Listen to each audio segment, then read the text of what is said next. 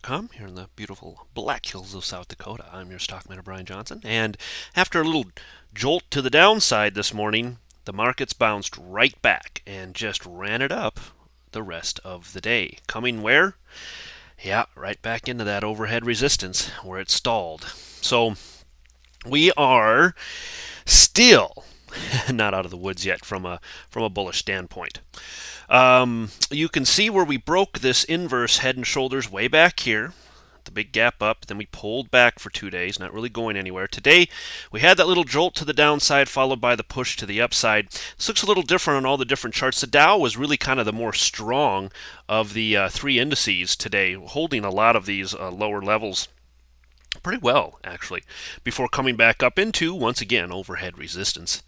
And the NASDAQ made a heck of a push today, too, trying to kind of snap back from the fact that it's been a little bit of a lagger lately. Now, are we still on target to hit this inverse head and shoulders? Yeah, we certainly can be. But right now, we're still stuck right at these levels. So, back up into these higher areas. Take a look at the daily. You'll quickly see that we are now back above the moving averages. So this happened a little earlier in the day, and I did, for those of you interested, I did send out emails, intraday updates for my subscribers. This is what I had said to them. Hey, has everyone enjoyed the ride so far today? It's been a bit bumpy. Definitely time to send out a quick update. I want to bring your attention to where we currently are in the markets and show you that the bulls are once again pushing hard on some overhead levels after a bit of a drop to start the day. So here are the charts. I give them the current charts, where we're at, and a little bit of a feeling of what to do and what to look at going forward. I told them that, the Dow here is moving up on that break of the inverse head and shoulders. Told them to watch the 12,100 level carefully coming into this afternoon. That was sent out about 2:07 Eastern time, as you can see right here, when the intraday updates were sent. If you are able to look at the charts during the day, if you're a day trader, if you just like to have a better idea when you see these hard runs to the upside or big runs to the downside, and you'd like a little bit of confirmation on what to do or what not to do within the trading, the newsletter is a great opportunity for you guys to jump in and get some intraday updates from me about what's going on in the markets and what to look for going forward. Some people might have been a little bit excited and jumped in to this thing on the way up, but I wasn't. For my subscribers, we weren't there yet. So, and I made that, I told them that in that intraday update. We're just not there yet. Let it break before we see any real entry opportunities. So if that's for you, sign up for the newsletter. $1 a day will really help you in your trading and definitely help you not only information-wise, teach you how to trade better, but give you opportunities on where to get in, where to get out. So here we are above these moving averages here on the Dow. You can see it. It's a pretty good push, and so far, 1 day above it. We struggled with it for 2 days. I wondered maybe we'd put in another little sideways to down day here, but they didn't. The bulls didn't waste any time. Up and over these moving averages, now we have something to kind of chew on. I still would remind you, this is kind of my last line in the sand, but looking good so far. So, all of these upper areas still in play. Getting up into these areas here, you bet. Certainly not off the table. Let's see where we lead tomorrow with initial claims coming out in the mornings. I don't know if the news will make any difference. We've had lots of bad news that have all led to higher prices in the market, so I'm not convinced that the news is going to be of any great value to us one way or the other. I would just tell you to keep that in mind as we lead into tomorrow's trading session. NASDAQ 60-minute was the same thing. Now, we saw this huge push at the end, or towards the middle to the end of the day, but you'll see ultimately we didn't get anywhere. So NDX 100 was up about 0.5%, but we didn't break that 2275 to 2280 level I've been telling you about. Still your overhead levels to watch. Putting in this sideways consolidation absolutely looks bullish. Yeah, you could maybe make that into whatever you want to make it into, but your best bet is always to use good risk management and be cautious with your entries. Wait for the trades to break those levels. Halfway through and up above the 20-week moving average. We'll see if that holds by the end of the week. SPX in its little move to the upside. The pullback, getting back below, look at this, getting back below that neckline, but holding here very nicely to the moving average rolling in. So We had a very nice bounce off of support today, giving you great opportunities to make a trade or at least look for a trade before running itself back up, but right into this overhead level again. So, ultimately, did we make a new high over here? Well, the high was 1351, not quite.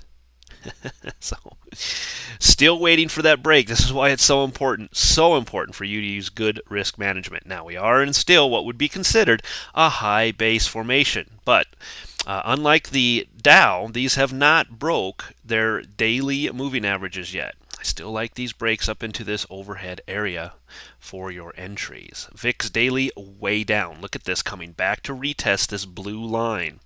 This is quite a drop. Now we're still at around that 19 to 20 area. As long as if it'll hold here, I'll still give a little bit to the bears in that case. But boy, are we getting we're getting low on the levels here. Look how far up we were at one point. Now we've dropped completely out. A 5% drop in the VIX from a daily perspective and already down 21% for the week. So further pushes to the downside will take us back into this 17, 18-ish level. Still looking to hold above this blue line, but you can see the VIX in a major drop out. The fear has definitely been pouring out of the markets since Monday. So we've seen the VIX kind of drop off a little bit here, trapped between its moving averages and ultimately still at the 1920 level. But for you bears, you want to see this thing, at least if nothing else, hold here. Apple going nowhere, just kind of dribbling its way to the upside, giving us no real direction of which way it could go next. I can adjust this blue line to make this either in, on, around, whatever. Just a good just a good idea of where we're at right now. But you can see it's still kind of struggling here. It was down $2 today. Did see a little bit of that bounce, but just, nothing major there yet. We're still hanging out above these levels that we had been talking about, and that is right around this 338 level, and certainly no push back into these levels whatsoever. So your trades are still going to be up and around these levels and ultimately back above here. And or back below these levels here are areas to be looking if you want to get out of longs or into shorts or whatever the case might be. This is where I would be cautioning you on Apple. We had this big consolidation for 3 days in a row. The push up, this was kind of a weak day yesterday. This is still more or less kind of a pullback. I'm still going to give this to the bulls. This is kind of just a pullback right now, but there isn't a lot of wiggle room for the Apple bulls to work with here before they're going to lose some more major levels of support. And that will not be good for Apple if they start to lose this again, start to drop back down. They've already got people spooked about where things are going right now. They definitely want to try to hold these levels so that the investors don't run away scared. Weekly, getting back, or I should say still holding above this 20-week moving average after getting back above it on Monday with the gap up, but not moving anywhere. Right now, very slow. So yes, an $8.50 move in Apple for the week, but most of that was on the gap to start the week. Not much since then. And FAS, seeing the same type of thing. I'll just show you where we're at. This is, for all purposes right now, just a bull pullback. But there's not much wiggle room for the bulls within these particular stocks that we're following. So within the financials, within Apple, there just isn't a lot of wiggle room for the bulls here. So watch for pushes. I'm still bullish above here and maybe bearish below here, ultimately down here for me right now. But you can see the move up has turned into a move down. But is it anything to worry about yet? No, not quite yet. The bulls have a shot here, but it's in a very neutral position. Same with the FAZ, and let me show you here what we got. Up about 1% today, but you can see it was a big push up followed by a huge move back down. So yeah, I mean, we had this little kind of start here on Monday, and then we kind of trickled our way up, and now we've come all the way back down again. Just not anything to really sink your teeth into, and this is what it's battling with. Same stuff I talked to you about yesterday, and that is the upper side of this, and ultimately this channel here. I want to caution you guys again, if you're financial players, to be very cautious in this area. You can see very volatile. A move up only to come right back down to where we started again. Makes it very tricky. So, For your entries, I'm still looking for these more major levels up here to be broken, or way down here to be broken for a good swing trade, maybe kind of one of those buy and hold type of a moments. But until you see it, I would tell you to be very cautious. Risk management is so very important right now when the markets are kind of in a sideways, not so sure type of a move. There is nothing broken from a bear side. There's nothing broken from a short-term bull side. Everything's still in play. There's no real hint of direction here. You've got to wait.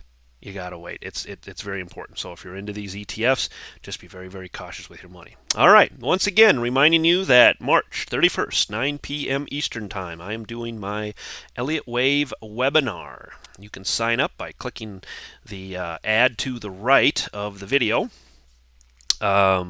Take you to PayPal. You do not have to have a PayPal account. I just found that out. That's only for subscriptions. So if you're just looking to sign up for the webinar, click on the thing, click on I'm a guest and don't want a PayPal account, and you can put in your information, credit card information.